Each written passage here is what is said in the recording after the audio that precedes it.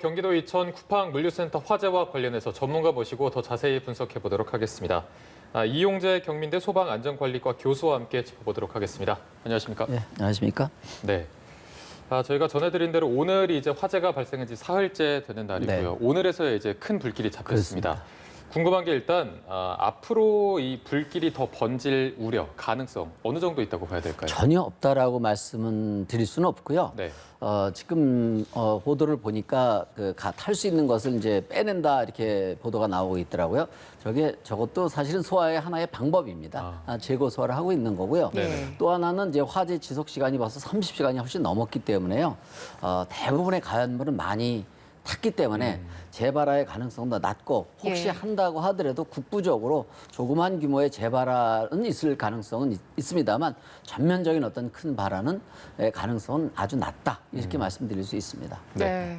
많은 분들이 그 실종됐던 김동식 대장을 기다렸는데 결국에 숨진 채로 발견이 되셨습니다. 다른 동료들을 탈출하도록 돕고 본인은 이제 마지막에 빠져나오지 못하신 건데 김동식 대장의 실종부터 발견 그 경위를 좀 짚어주신다면요? 예, 일단 참 저도 소방을 하는 사람으로서 참 가슴이 참 미어지는 것 같은 기분이 들고요. 이제 추정해 보건데 이 소방관분이 상당히 베테랑이세요.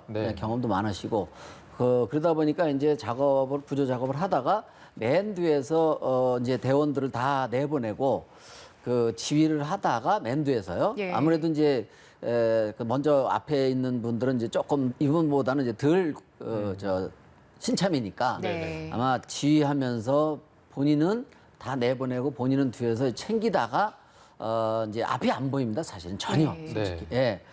그래서 출구를 마지막에 못 찾았거나 또는 이런 가능성도 있습니다. 이게 화재 현장에서는 낙하물이 막 떨어집니다. 이게.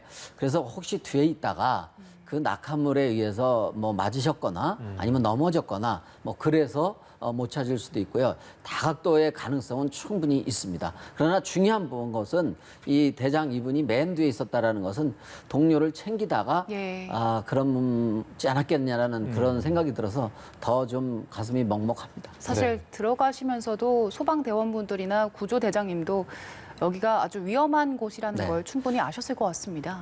알고 있었을 거고요, 분명히. 그다음에 이제 창고이다 보니까 물건이 굉장히 많습니다. 그게 불 붙게 되면 가만히 있는 게 아니라 막 떨어지고 뭐 난리가 나거든요. 그래서 실제로 어떤 이런 데서 활동하는 것보다 진짜 수십 배 더 어려운 여건이기 때문에 보이지도 않고요. 그래서 이런 안타까운 일이 생기지 않았느냐 이렇게 생각을 해보는 거죠. 네.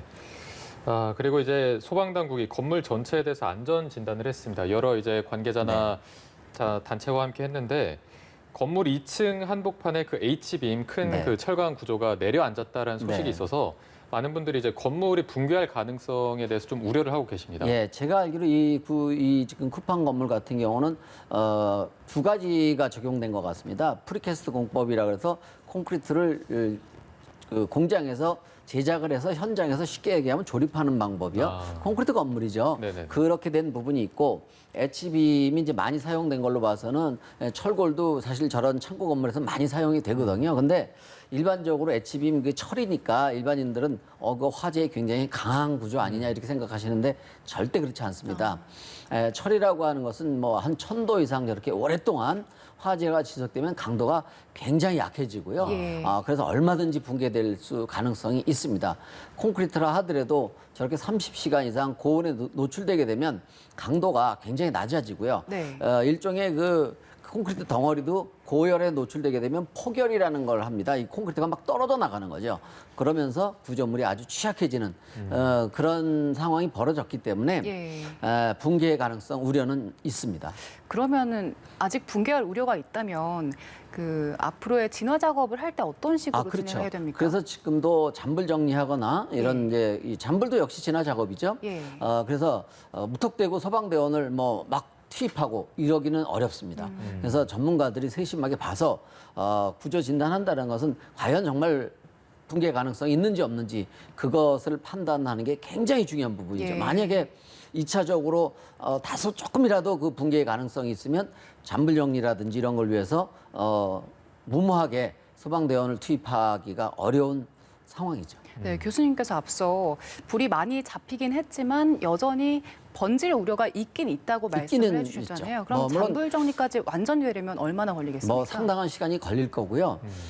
또 워낙 넓습니다. 여기가 뭐 축구장 뭐 한 20개 이상 되는 엄청난 면적이고 또 붕괴 우려가 있기 때문에 잔불 정리하거나 이런 것들이 아주 늦을 수밖에 없고 시간이 오래 걸릴 수밖에 없습니다. 예. 그냥 막 들어가서 이렇게 하고 이럴 수가 없습니다.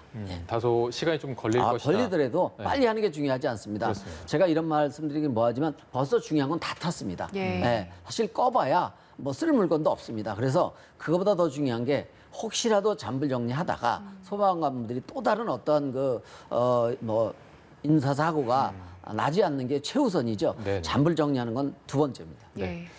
이제 저희가 이 화재 원인에 대해서 조금씩 분석을 해볼 텐데 일단은 그 지하 2층에서 시작된 걸로 파악이 되고 있습니다. 네. 그 CCTV가 이제 많은 분들이 보셨겠지만 처음에 불꽃이 딱 일었던 게 이제 포착이 됐는데 이게 네. 화재가 정확히 어떻게 발생했고 번지는 과정은 어떻게 뭐 좀 봐야 될까요? 정확하게는 정밀 조사가 나와야 이제 알 수 있는 거고 제가 속단해서 말씀드릴 수는 없습니다만 여러 각도로 가능성은 열어놔야 될 거고요. 네. 그 콘센트에서 그 불꽃이 나는 것이 CCTV에 잡혔다고 해서 거기서 콘센트에서만 문제가 생겨서 불이 났다 이러는 것은 아주 곤란하고 예. 좀 일차적인 판단입니다. 네네. 그걸로 단정짓기는 어렵습니다. 지금 단계로서는. 거기서 콘센트에서 불꽃이 튀었다는 얘기는 일종의 이제 전선에서 불이 나는 경우는요. 딱 여러 가지가 있지만 제일 큰 원인이 전기가 흘러가기 힘든 상태가 되면요. 접촉이 불량하거나 거기에 뭐 그 전선에 어떤 이물질이 있거나 네네. 그래서 전선에 전류가 흘러가기 어려우면 거기서 스파크 같아서 불이 나는 경우가 거의 절대 닿습니다. 예. 그래서 CCTV에 그게 잡혔다고 해서 그것이 직접적인 원인일 가능성은 있지만 네. 단정 지으는 것은 곤란한 그런 상태죠. 예, 앞으로 뭐 정확한 발화 원인은 규명을 해야 알겠지만 그렇습니다. 예. 그 누진이나 이런 그 우려가 물론 계속해서 있었잖아요. 현재로서는 예. 그런 부분이요. 그 누전이든 예. 스파크가 튀었든 이제 아크라고 하는 건데요. 전문 예. 용어는 그것에 의해서 난 건지는 정밀 조사는 해야 되겠지만 그럴 가능성이 현재로서는 큰 것은 사실입니다. 그 이전에 여기 작업자분들 말에 따르면 워낙에 먼지도 많고 전선도 뒤섞여 있고 그래서 위험하다 이런 지적들이 많았더라고요. 예, 이제 그런 부분이 무슨 얘기냐면 그 먼지가 있는 거와 이 전선에 의해서 불이 나는 거와는 아주 밀접한 관련성이 있습니다. 그 먼지라고 하는 것이요. 다른 이런 그 꽉 눌린 책 같은 데는요. 예. 불꽃이 튀어도 잘 붙지 않습니다.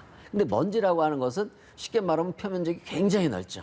그래서 외부에서 작은 열만 가더라도 불똥이 튀더라도 쉽게 불이 붙어버리는 그런 속성이 있고요. 어느 건물을 막론하고 전선이 있는 곳에서는 먼지가 있는 경우가 많습니다. 예. 뭐 저희 집도 그렇고 책상 뒤에라든지 뭐 탁자 밑에 같은데 전선이 보통 많죠. 그런 데는 어느 공간이나 먼지가 있는 경우가 많습니다. 예. 그래서 그런 곳에서 스파크가 튀거나 이러게 되면 그것이 화재로 이어질 가능성이 굉장히 높죠. 예. 경찰에서는 이제 정확한 원인을 규명하기 위해서 수사 전담팀을 꾸렸습니다. 네. 앞으로 밝혀내야 될 것 중에 하나가 스프링클러가 제대로 작동했는가 이 부분이거든요. 네, 일단 네. 작업자들 말에 따르면 이것도 평소에 오작동도 많았고 좀 늦게 이제 지연됐다라는 오작동이라고 이야기가 하는 있더라고요. 부분은 아마 감지기가요. 예. 불이 안 났는데도 불구하고 불났다는 신호를 보냈다라는 거로 추정이 되는 거고요. 예. 여기뿐만 아니라 그런 이제 흔히들 오작동이라고 하는데 엄밀히 말하면 감지기가 너무 과민한 거죠. 예. 네. 그래서 이제 불이 안 났음에도 불구하고 경보가 울려서 양치기 소년이 되는 이런 경우가 사실은 종종 있습니다. 그래서 여기도 아마 그런 차원에서 오동작이라고 하는 것이 있었을 거라는 판단이 들고요. 예. 또 하나 이제 스프링클러 작동이 늦어졌다라고 하는데 그럴 가능성은 다분히 있습니다. 왜냐하면 스프링클러라는 것이 이제 화재를 감지하게 되면 열에 의해서요. 보통 72도 정도 되면 이게 터져서 물이 쏟아져 나오서 진압을 하게 되어 있는 건데 네. 이 물류창고라고 하는 공간이 굉장히 크거든요. 아주 예. 엄청난 공간이고 또 헤드라고 하는 것이 거의 상부에 달려져 있고 이러다 보니까 불이 났을 때 그것이 헤드가 72도가 돼서 터지기까지는 사실 시간이 걸렸을 수밖에는 없습니다. 지금 뭐 이 장소의 구조적인 문제도 네. 조금 짚어주셨는데 그래서 이번에 화재를 좀 전반적으로 보자면 처음에 이제 좀 진압이 금방 되는가 싶더니 이게 네. 다시 좀 큰 불로 번진 경향이 있었거든요. 네. 화재가 이렇게 좀 커지게 된 어떤 구조적인 문제 어디에 있다고 봐야 네. 될까요? 뭐 여러 가지가 있습니다만 일단 이 물류창고라고 하는 공간이 그 불이 일단 한번 나면 예. 이 진압하기가 굉장히 어려운 구조죠. 스프링클러가 물론 있었고요, 여기도요. 있었지만 이게 물건이 다층으로 이렇게 왜 그 대형 마트에 가 보시면 이렇게 물건이 층층이 쌓여 있는 이런 구조를 하고 있다 보니까 스프링클러가 터져서 물을 그 불난데다가 쏴대도 그 불에까지 도달하기가 아주 쉽지 않은 그런 기본적인 구조를 하고 있습니다. 그러다 보니까 불 끄기도 어렵고, 예. 또 하나 이게 광활하다 보니까 넓다 보니까 불이 이제 자그마한 곳에 숨어 있다가 저 같은 경우도 화재 조사를 나가서 이런 경우도 있습니다. 심지어 화재가 완진이 되고 나서 일주일 뒤에 화재 조사를 제가 참여해봤는데 예. 그때 해치면서 조사하다가 다시 불이 붙은 경우도 있었습니다. 일주일입니다. 그러니까 현장 같은 경우도 수시간 뒤에 얼마든지 재발할 가능성은 다분히 있었던 거죠. 이게 구조도 굉장히 복잡하고 물건도 많이 쌓여 있는 데다가 화재가 나서 보면은 연기 때문에 앞이 하나도 안 보이더라고요. 보이죠. 소방대원들이 이럴 때 들어가서 좀 어떤 식으로 진압을 하게 투시경이라는 되나요? 걸 쓰고는 있습니다만 네네. 투시경이라고 해가지고 그것이 뭐 대낮같이 이렇게 보이는 게 아니라 정말 육안보다 조금 더 잘 보이는 정도고 실제로 저렇게 연기가 꽉 차져 있으면요 1m 앞도 보이지 않습니다. 예, 그런 상태에서 어떤 화재 진압을 하거나 인명 구조를 하거나 이런 진압을 한다는 것이 정말 쉽지 않은 그런 여건입니다. 예. 더군다나 이게 밀폐성이 있는 창고이다 보니까 연기 배출도 쉽게 되지가 않다 보니까 더더욱 농연으로 꽉 차져 있고요.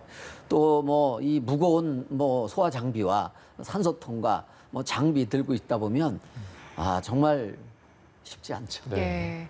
이 물류센터라는 곳이 원래 뭐 화기가 있거나 한 곳이 아니기 때문에 불이 자주 나진 않지만 한 번 불이 날 때는 나면 굉장히 크게 나는 크게 것 날 수 같습니다. 있죠. 예. 근데 이전에도 몇 차례 이렇게 큰 화재가 나지 않았습니까? 굉장히 여러 번 있었죠. 예, 계속해서 이렇게 반복되는 이유는 어디에 있다고 봐야 될까요? 기본적으로 뭐 자주 나는 것도 있겠지만요. 기본적으로 이 물류창고라고 하는 것이 일반 건물과는 다른 아주 취약 요인이 너무 많습니다. 예. 일단 일반 건물보다 굉장히 탈 게 많아요. 그래서 창고죠. 뭐. 예. 네, 창고인 거고요. 또 일반 건물과 다르게 공간은 구획이 복잡하게 돼 있다고 하지만 그 하나의 공간이 굉장히 커요. 예. 그러니까 일반 건물들 같은 경우는 뭐 50제곱미터, 20제곱미터 식으로 칸칸이 구획이 돼 있다 보니까 어느 한 실에서 불이 난다 하더라도 그것이 다른 실로 확대되기가 어려운 구조로 되어 있죠. 예. 근데 이런 거 같은 경우는 구획은 물론 돼 있다 하더라도 그 구획이 굉장히 크고 네. 그것이 이제 컨베이어 벨트라든지 물건을 넣고 빼고 하는 과정이다 보니까 이것이 공간이 대부분 다 연결되어 있어요. 그러니까 확산이 굉장히 용이한 구조를 가지고 있죠. 네. 또 하나는 일반 건물들은 보통 창문이 굉장히 넓습니다. 그래서 바깥에서 외부에서 소방대원들이 유리창을 통해서 스프링클러라는 게 뭐 영원히 불을 꺼주는 게 아니기 때문에요. 외부에서 창문으로 진입을 하거나 창문을 깨고 얼마든지 이 진압이 가능하지만 이 물류창고 같은 경우는 이 영상에서도 보시는 바와 같이 사실 외부에서 진입하기가 쉽지 않은 구조를 하고 있습니다. 예. 근본적으로. 여기 좀 배치 상태도 그 한 면 정도밖에는 나머지는 이렇게 절벽이나 이런 걸로 돼 있고 진입하기가 어려운 구조로 돼 있습니다. 예. 특히 여기가 더더욱 그렇습니다. 그리고 말씀하신 것처럼 그 작업자들이 말하기로는 워낙에 물건들을 많이 넣고 들어찰 수 있는 곳까지는 다 물건을 넣다 보니까 이렇게 비상 상황에 도망갈 비상구 같은 곳을 찾기도 어렵다는 얘기를 하더라고요. 예. 이런 곳이면 관련 규정이 있어야 될 것 같은데요. 사실 그 비상구도 다 있었을 거고요. 예. 비상 방송도 분명히 다 설치는 되어 있었을 겁니다. 근데 좀 하나 안타까운 부분이 오동작이 여러 번 있었다라는 이런 게 있어요. 그러니까 저기서 작업하시는 분들도 아마 안타까운 일이지만 양치기 소년 같은 그런 방심이 좀 있었지 않았느냐. 불이 났다라는 경보가 울리고 이랬음에도 불구하고 에이 그냥 또 오동작이겠지. 뭐 이런 사실 다른 건물에도 그런 방심을 하는 경우가 종종 있습니다만 네네. 여기서도 그런 점이 있었지 않았느냐는 그런 추정은 충분히 가능합니다. 네, 지금 뭐 문제점을 여러 가지를 말씀해 주셔서 고쳐야 할 점이 많을 텐데 결국에는 재발 방지에 초점이 맞춰져야 네, 되고 다시는 그렇습니다. 이런 일이 없어야 될 예. 텐데 앞으로 좀 어떤 좀 실질적인 대책이랄까요? 어떤 게 네. 필요하다고 보십니까? 일단은 그 전국에 이런 물류창고가 굉장히 많습니다. 네. 그래서 특히 그 화재가 안 일어나게 하는 안전관리를 전반적으로 다시 한번 세밀하게 당장이라도 다 짚어봐야 될 필요성이 있고요. 또 하나 이제 좀 장기적으로다가는요. 그 여기도 이제 스프링클러가 있었다라고 하는데 저런 물류창고에서 그 뭐 수량을 보통 가지고 있습니다. 건물 내에 네. 가지고 있는 시간이 스프링클러를 한 20분 이상만 가지고 있으면 되는 거죠. 그러니까 최소치가요. 그러다 보니까 이렇게 가연물이 많은 데서는 예. 20분 가지고 사실 불 끄기가 어렵습니다. 그래서 그거에 대한 수량을 좀 늘리는 방법도 모색이 돼야 될 거고요, 제도적으로. 또 하나는 이번에 그 화재 진압이 어려웠던 부분이 뭐냐면 물은 바닥이 낮고, 예. 또 물을 받아올려니까 이 물류창고로부터 제일 가까운데 그 상수도를 물을 받아올 수 있는 게 2km 이상 됐다고 하더라고요. 그러면 왕복 4km입니다. 예. 그러다 보면 이 소방차가 4km를 왕복하려면 그 시간도 굉장히 오래 걸리고, 그러니까 소방용수가 부족했던 거죠. 그렇다면 앞으로는 이런 물류창고가 또 일어날 가능성도 다분히 있습니다. 예. 예. 그래서 이런 물류창고 대규모 주변에는 미리 좀 충분한 소방용수를 확보할 수 있는 방안의 모색 이런 것도 좀 장기적인 플랜을 가지고 뭐 소방 당국이든 지자체든 협력해서 마련돼야 되지 않겠느냐 그렇게 좀 말씀드리고 싶습니다. 네. 오늘 말씀 여기까지 나눠보겠습니다. 지금까지 이용재 경민대 소방안전관리과 교수와 함께했습니다. 고맙습니다. 고맙습니다.